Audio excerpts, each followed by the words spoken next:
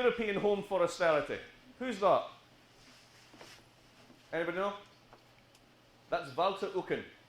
Walter Eucken is one of the 3 members of the Frieberg School of Economics. Fascinating bunch. See, liberalism had a tough time in Germany. Germany was originally a very liberal country because they looked at the Brits and said, we need to do that. They're filled with liberals, let's do this. So they tried it and they built a big stock market, and in 1873 the whole thing blew up. At that point in time, there's a shift in government towards the Prussians, and the Prussians, being good Prussians, said, we're not having any more of that, we're going to have a big state. Being a non-liberal, let's say, late industrializer, late industrialization comes together with liberalism and the classic marriage of iron and rye. So you get basically state coordination of finance, you get the Großbank and the Sparkassen, this whole network of what these days we would call developmental state-type institutions. So you want to know who the first developmental state was playing catch-up, it's actually the Germans. Because of this, it's incredible growth right the way through to World War I, which if the Americans hadn't have intervened in, they might well have eventually won. There's a school of thought that says they got bored eating potatoes and they would have sued for peace. I'm not sure about that one. But nonetheless, this is what tips the balance. You then get Versailles and all the terrible things that happened there, blah, blah, blah. And Frieberg comes along in the 1930s and says, you know, this whole Versailles thing is terrible. You know the real problem was? This is why they're interesting liberals. It's private economic power. Because they're thinking about the power of the industrial cartels, the private police forces that Krupps were able to mobilize against workers, the fact that the state was disempowered and disabled by democracy. So the lesson was, we need a strong state, but we need a strong economy. And when the Nazis were on the rise, these guys were like, yeah, strong state. And when the Nazism went wrong, they were like, we were never part of the conversation. And in fairness, many of them, such as Röpke, were put into exile and so on and so forth. But anyway, at the end of the war, they're the only people around who are indigenous German economic theorists have a clue what to do that isn't either nationalize everything or just hide. So they become very influential in the Allied Governing Council, so on and so forth. Right? Key ideas of the Freiburgers are as follows. An economic constitution, the Ordo, and Ordo liberalism. And what does this mean? It's basically a constitution, a framework within which firms work, which is not where the state dominates, but not where the state regulates, but the state allows maximum competition.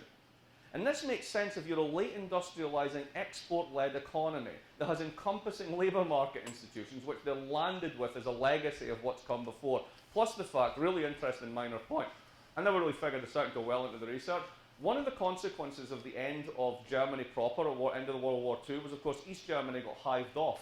So did 2/3 of the Protestants. The people who were left, suddenly the Centre Party was no longer a Protestant party, it was a Catholic party. Suddenly the Sozialmarktwirtschaft, that whole side of it, the organic conception of society, becomes a very important part. There's a battle in the late 1940s between the Freiburgers and the Catholic faction of the CSU, and this is where this all gets worked out as a welfare state, with a huge focus on competition and sound money. That's the compromise, the independent central bank. What's the lesson here? Competition matters, not consumption. Central bank independence and monetary control are everything. Exports are everything. This is profoundly anti-Keynesian. And it works because they're the only ones who are doing it. It's a fallacy of composition. You can run a diversified, high-quality export platform that sells BMWs to the rest of the world. Easy, so long as everyone else isn't doing it. But guess what this gets generalized as? If I said to you, let's have a regulative state that's got a small GDP footprint, there's a huge independent central bank, that has a very strong competition authority, am I describing Germany or am I describing the EU? Or both simultaneously?